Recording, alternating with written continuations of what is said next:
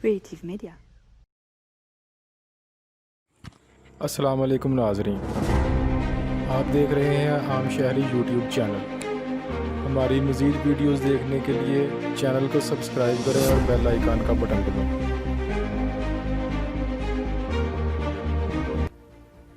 ہمارا ملک پاکستان ایک عظیم جدوجہد سے دنیا کے نقشے پر ابھرا۔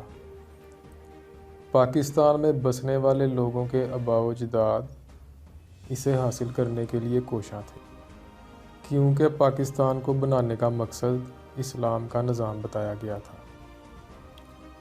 جیسے ہمارے نبی حضرت محمد صلی اللہ علیہ وآلہ وسلم کا مکہ سے مدینہ کی طرف ہجرت کرنے کا مقصد اسلام کا نظام قائم کرنا تھا، اسی طرح مسلمانوں نے جو ہندوستان سے پاکستان کی طرف ہجرت کی، اس کا مقصد بھی اسلام کا نظام قائم کرنا بتایا گیا تھا۔ ایک وہ ہجرت تھی جو رسول اللہ صلی اللہ علیہ وآلہ وسلم کے دور میں کی گئی تھی، ایک یہ ہجرت ہے جو ہمارے آباء و اجداد نے ہندوستان سے پاکستان کی طرف کی۔ اس ہجرت کی کامیابی اور اس ہجرت کا حشر آپ کے سامنے ہے۔ اور جو ہندوستان سے ہجرت کر کے نہیں بھی آئے یہاں پاکستان میں، اس خطے میں، ان کا پاکستان کو حاصل کرنے کے لیے جدوجہد کرنے کا مقصد بھی اسلام کا نظام قائم کرنا تھا۔ جب پاکستان بنا، کم و بیش اسی دور میں ایک اور ملک اسرائیل بھی وجود میں آیا۔ اس ملک کو حاصل کرنے والے لوگوں کا مقصد بھی یہودیت کا نظام قائم کرنا تھا۔ اب ہم یہودیوں اور اسرائیل کے بارے میں جو بھی نظریات رکھتے ہوں، مگر ایک کام انہوں نے عظیم کیا کہ ان کے کرتا دھرتاؤں نے جو کہا وہی کیا۔ اپنے ملک کا نام اپنے نبی اسرائیل کے نام پر رکھا۔ حضرت یعقوب علیہ السلام کا ایک نام اسرائیل بھی ہے، بنی اسرائیل یعنی اسرائیل کی قوم۔ اور اپنے ملک کا کوئی آئین نہیں بنایا، بلکہ آسمانی کتابیں جو خدا تعالیٰ کی طرف سے انبیاء علیہم السلام پر نازل کی گئی تھیں، تورات، تالمود، یہی ملک کا آئین قرار پائیں۔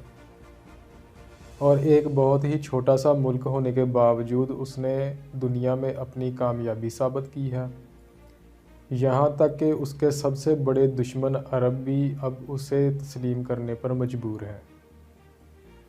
مگر ہمارے ملک کے آقاؤں نے ہمیں نعرے تو اسلامی سوشلزم کے دیے، مگر آئین سیکولر دیے۔ کیا ہمیں بھی قرآن کو کتابوں والی الماریوں سے نکال کر اور کپڑوں والی الماریوں سے اتار کر تعلیم کا نصاب اور ملک کا آئین نہیں بنانا چاہیے؟ یہودی ان کتابوں سے استفادہ کر رہے ہیں جو خدا تعالیٰ کی طرف سے منسوخ کر دی گئی ہیں، تو ہمارا ملک پاکستان قرآن سے رہنمائی کیوں حاصل نہیں کر سکتا کہ جس کی حقانیت کو ثابت کرنے کے لیے اللہ تعالیٰ نے حفاظت کا ذمہ خود لیا ہے اور کہا ہے کہ اس میں ہر شے کے بارے میں واضح دلیلیں موجود ہیں اور یہ پرہیزگاروں کو راہ ہدایت دکھانے والی ہے۔ انسان تو کبھی اپنے لکھے سے مطمئن نہیں ہو سکتا، اسی لیے پھر ہمیں آئین میں ترمیمیں کرنی پڑتی ہیں جو کبھی کسی کو پسند نہیں آتی اور کبھی کسی کو پسند نہیں آتی۔ لہٰذا اگر خدا کا لکھا آئین مان لیں گے تو ایک تو پہلے یہ ترمیموں والا چکر ختم ہو جائے گا، اور دوسرا جو بچوں پر کتابوں کا اتنا بوجھ لادا ہوا ہے وہ بھی کم ہو جائے گا۔ بچے اور بڑے سب کے لیے آسانیاں پیدا ہوں گی اس میں۔ یاد رکھیں، قرآن پاک کی قدر و منزلت اتنی کم تر نہیں ہے کہ وہ ہمارے دروازوں پر سائل بن کر کھڑا رہے۔ قرآن کی جو حیثیت ہے وہ حیثیت ہمیں قرآن کو دینی پڑے گی، پھر ہمیں قرآن کے وہ والے فوائد بھی حاصل ہوں گے جو ہم اپنے ایمان کے حساب سے سمجھتے ہیں۔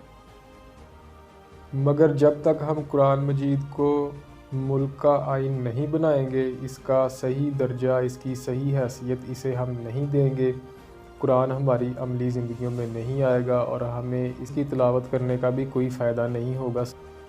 اور ہم تمام طاقتیں اور وسائل رکھنے کے باوجود دنیا میں رسوا رہیں گے اور نمبر 1 کی پوزیشن پر نہیں آ سکیں گے۔ تو ہمیں بھی اپنے بزرگوں کی جدوجہد اور مقصد سے روگردانی نہ کرتے ہوئے قرآن کو تعلیم کا نصاب اور ملک کا آئین بنانا چاہیے، نہ کہ نصاب کا حصہ، نہ کہ آئین کا حصہ، بلکہ قرآن ہی نصاب ہے اور قرآن ہی آئین ہے۔ جب تک ہم ایسا نہیں کریں گے، ہمارا ملک پاکستان ایک اسلامی فلاحی ریاست یا مدینہ کی ریاست نہیں بن سکتا۔ پھر بے شک وزیر اعظم سے لے کر صدر اور آرمی چیف تک، اور سرکاری اور غیر سرکاری اور سیاسی و غیر سیاسی عہدے رکھنے والے سب کے سب ہی عمران خان، ذوالفقار علی بھٹو اور محمد علی جناح ہی کیوں نہ ہوں، سب کی سب کوششیں رائے گاں ہی جانی ہیں۔